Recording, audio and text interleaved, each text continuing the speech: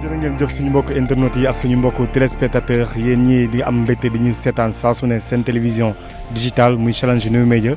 seen émission talent local seen émission bu mag jooju ñëwati na tey nag ñu fas yéene dem fii nga xam ne mooy école académicien muy centre Dakar Sacré-Cœur ngir jël benn attaquant bu ñuy wax Mouhamadou Konaté jotoon nañ fa dem nag muy Mohamed Diop jamono ji mi ngi Turquie di football Kocaeli Sport jamono ji fa lay football tey ñu nar fa demaat fii ma taxaw nii mooy gox Mouhamadou Konaté d'ici quelques instants dinaa leen woon ses prestations ngeen xam ne moom yàgg na football depuis équipe nationale tout jeune ba ni muy nekkee fii championnat Sénégal def ay jaloore tey looloo war a ñu déplacé wu ngir sekk ak moom li nga xam ne mooy émission talent local comme ni ñu koy defee rek saa su ne naa leen bàyyi ngeen seetaan ses prestations après nag au cours de notre entretien di ngeen gis li nga xam ne mooy ses entraînements li nga xam ne dinañ ko couvrir incha allah d'ici quelques instants suñu mbokku téléspectateurs yi.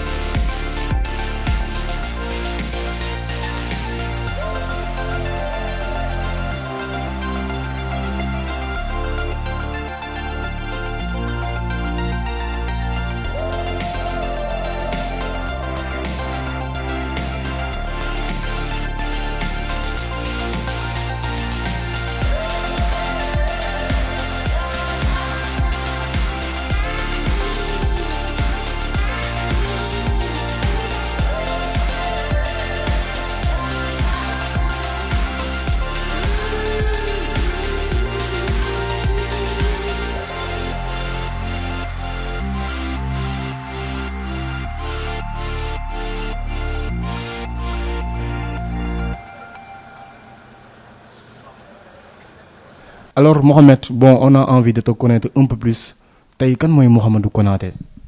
Mouhamadou Konaté mooy booy bu juddoo Sébikotane laa juddoo màggee fa defee fa lépp commencé fa école football sama coach Mame Mbaye sama nijaay tamit jaar naa si moom tuuti après si ba ma jaaree si sama coach Mame Mbaye après si la liggéey ak man yooyu noonu ma dem jàmbaar si école de foot jàmbaar bi passé fa quelque temps après si la tournoi Danone bi amee si lañ ma convoqué après léegi ba ma defee tournoi bi ma réussir ko quoi ba ma réussir tournoi après si la ma coach bi indiwaat DC moom mu ngi woon DC si la ma indee DC ma def test réussir test bi. alors gis ngeen yéen a ngi dégg Mohamed di wax ne ginnaaw bu mu jugee jàmbaar ginnaaw bu mu defee ay prestations yu am solo fële si Maroc mu nekkoon tournoi Danone après noonu la def pour accéder Dakar Sacré-Cœur ginnaaw bu nga ñëwee Dakar Sacré-Cœur naka lañ la taxawoo ba ngay door a door parce que xale bu ndaw nga woon. waaw Dakar Sacré-Cœur mën naa ne méttiwul woon ba ma fay ñëw parce que sama morom laa fa fekkoon ay comme Pathé Mboup sama xarit la sama ay Mbaye Ndiaye El Hadj Malick ñun ñoo fa nekkoon woon méttiwul dundu booy la woon quoi. alors Mohamed mun neen xam ginnaaw à chaque fois boo jógee entraînement naka ngay dundee après entraînement ba xam da ngay defaat ay yeneen séance ou pas. waaw bu ma jógee séance moom damay jaar ci centre de formation ba fa lay añee def lépp après bu ma ñëwee fii bu ma tëddee nelaw après am na salle bu nekk fii fa la abonné fa lay entraîner le soir 17h. di entraîner comme ça la musculation. fa lay dem di musculer.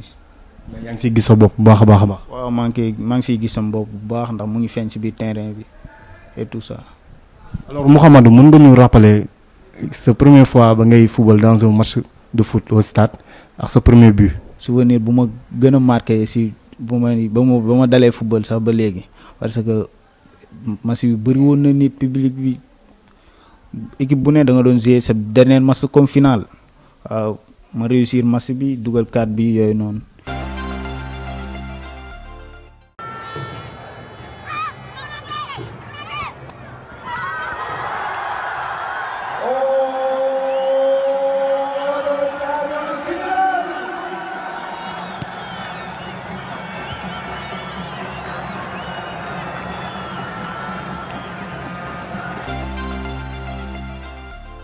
mu nekk un jeune talent pur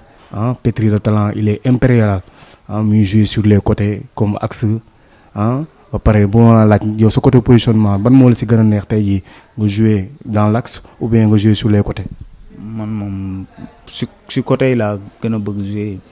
mais ñaari côté yëpp awma benn problème pour jouer ñaari côté parce que ñaari tànk yëpp laay jouer. waaw c'est pour cela tey jii ñu gisoon contre Mbour Petite Côte seen match boobu nga dugal un but d'anthologie un superbe but mën nga ñëwaat tuuti si bii boobu. waaw bii bi loolu sama fort la tir de loin comme nu mu ñëwee gauche droite li ma siy dugal moom bëri na trop.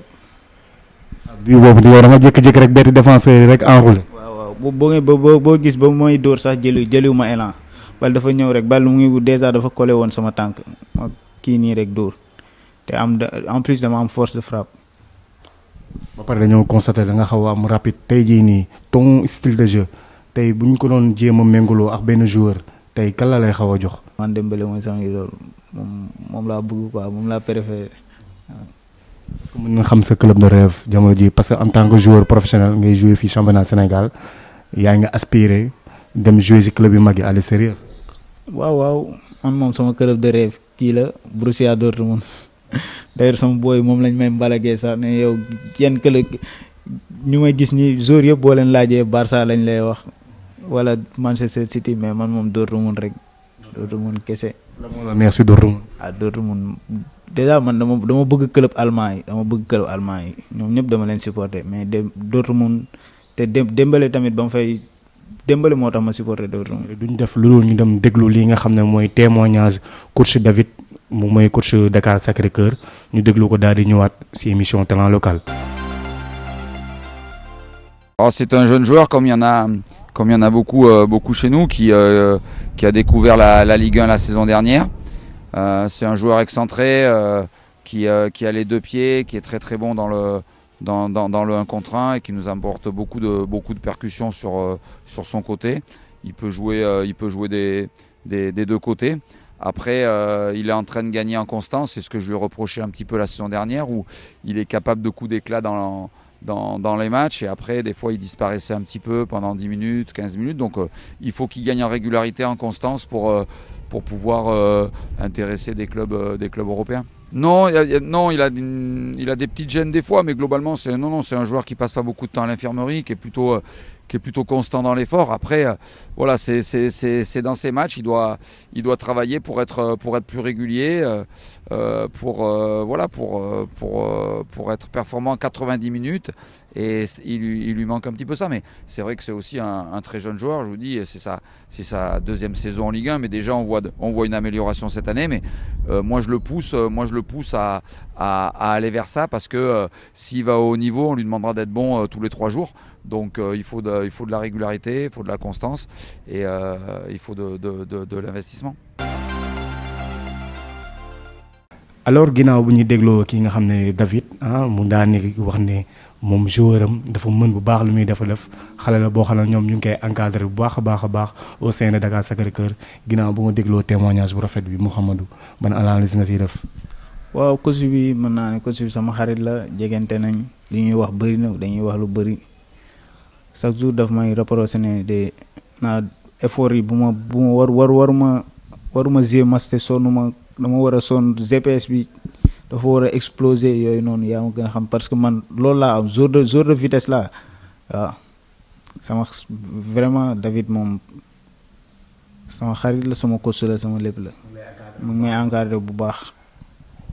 alors Mouhamadou Konaté ma dernière question elle est très simple mënu neen xam la mooy ses ambitions sur cette saison ginnaaw bi ngeen fubalee 11e journée keroog ngeen def match bu rëy ngeen def match nul contre l'équipe de Jaraaf mënoon leen xam yow say mbëbët ndax jamono ji fi ngeen nekk positionnement bi ngeen nekkee xawul baax vous occupez 10e au classement. waaw man pour man sama objectif mooy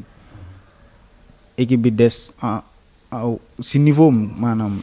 équipe bi ñun xam nañ ñun joueurs yi conscient nañ ne xam nañ ne fu mu ne nii du place am yooyu noonu, mais dañ siy gën a liggéeyaat rek am ne ay Jaraaf lañ dóor te Jaraaf boo ko xam si championnat bi Jaraaf du équipe bu ndaw, Jaraaf mu ngi si kaw boo comme Jaraaf lañ niiral bokk. waaw dóor nañ fi Tëngéej te équipe yooyu boo leen dóoree yow war nga dem fu ñu dem, parce que suñu équipe ñun ñëpp ay xale lañ dëgg la, mais war nañ lu ñu joué nii war nañ joué lu ko raw. mais yow en tant que attaquant lu ñuy xaar si yow waa Dakar Sacré-Cœur ak waa Sébikotane saison bi ñu ngi xaar Mouhamadou Konaté mu wane boppam carrément jël ses responsabilités. waaw dëgg la saison bi moom bëgg naa def le tout pour am minimum 10 bi def ay passes décisives yu bëri ba léegi nag dëgg la nekkaguma sama vrai niveau, mais incha dina ñëw. alors lu ñu def lu dul xanaa ñu déglu témoignage dëkkandoom ki nga xam ne moo ko représenté fii si Sacré-Cœur daal di ñëwaat jox li nga xam ne mooy Mouhamadou Konaté le mot de la fin mu tëj. maa ngi nuyu waa Sénégal di nuyu waa àddina yëpp di leen sant di leen gërëm di wax ci sama doom ju góor gi nag ma dëkkal dëkk bu rafet macha allah muy xale bu baax, xale bu yaru, bu am respect. demul dikkul xanaa entraînement moom 6 heures du matin dina jóg 4 heures du matin dina jóg moom fii foo jëm tëneem lay sol dem entraînement su ñëwee nuyoo waat yéeg amul benn problème moom ak frère dama fi dëkk, mais bañ fi dëkkee ba léegi gisuma dara lu ma naqari ci ñoom mosumaa gis jigéen dugg fi mosumaa gis ñu def leen lu ñàkk fayda dul dem entraînement ñëw toog seen biir néeg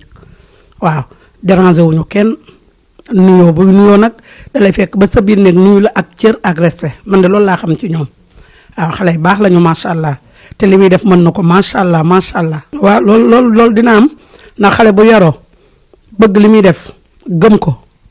yàlla da koy jàppale de te bu góorgóorloo fii mu gis moroomam mi lu ko raw mën na ko am ndax am na jom te am na fit bi te mu ngi koy def waaw kii moom mooy sunu Neymar gis nañ ko bu baax macha allah Neymar moom am na ci kër gi. moom am na Sacré-Cœur macha allah xam nga li ngay def talent ngay invité. koo invité rek talent la invité woo kenn koo xam ne nit ñi dinañ ko gis di ko jéppi macha allah mën nga li ngay def bëgg nga ko yow tam yàlla na la yàlla defal jàmm jàppale la réussir total. alors ginnaaw bu ñu déggee ay dëkkandoom ñu def témoignage bu am solo boobu Mohamed le mot de la fin. waaw mot de la fin mooy maa ngi leen di remercier waa Talent Local, dama koy suivre ba émission bu intéressant la. plus day permettre jeunes joueurs yi nekk Sénégal te ndax lii amu fi woon di bëggee tamit sama grand bi Ali Konaté bi ma nekkal fii sama grand la Omar Konaté ñoom ñëpp Ousou Baba di gërëm Ziza yow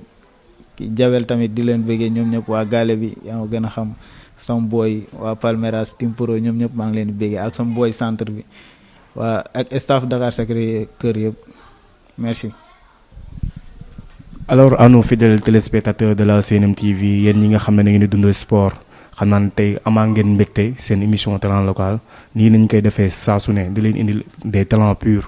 juste pour les promouvoir jàppale suñu championnat Sénégal muy Ligue 1 Ligue 2 fépp fi nga xam ne daal talent am na fa dinañ fa ànd ak suñu ay cadreurs dem fa jëli leen pour ngeen xam bu baax a baax fii xam ne suñu championnat Sénégal y a des vrais talents di leen jaajëfal bu baax a baax di leen jox dig daje si leen beneen émission talent local jërë ngeen jëf.